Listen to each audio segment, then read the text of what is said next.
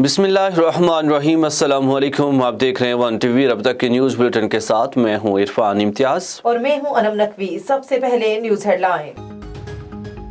Swiss बैंकों में 18,000 accounts में $100 अरब की किसके हैं। Organized Crime and Corruption Reporting Project ने बेनकाब कर दिया। स्विस बैंक के 18,000 अकाउंट्स मंजर आम पर आ गए।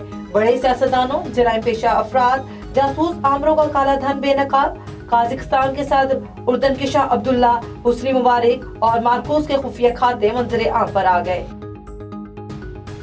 मुल्क में कोरोना के फैलाव में मुसलसल कमी, मुस्बत केसेस की शरह 3.26% रिकॉर्ड। NCOC के मुताबिक गुज़श्ता 24 घंटों में 1,360 नए मरीज रिपोर्ट हुए। कोरोना से मजीद 31 अफराद दम तोड़ गए। 1,302 मरीज इंतहाई निगहदाश्त में ज़ेर इलाज हैं। मौलाना फजलुर रहमान आज आसिफ अली जरदारी से मुलाकात करेंगे। तहरीक अदम एतमाद और लॉन्ग मार्च पर अहम फैसले मुतवक्के। मोहसिन बेग का रिमांड खत्म होने पर आज ATC में पेश किया जाएगा। अहलिया की दरख्वास्त पर आज इस्लामाबाद हाई कोर्ट में समाअत होगी।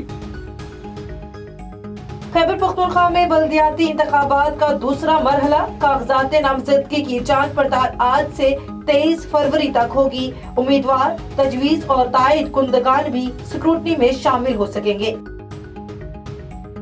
फ्रांसीसी सदर की रूस अमेरिका कशीदगी कम कराने की कोशिश। अमेरिका और रूस यूक्रेन पर सरबराही इजलास के लिए मुत्तफिक हो गए।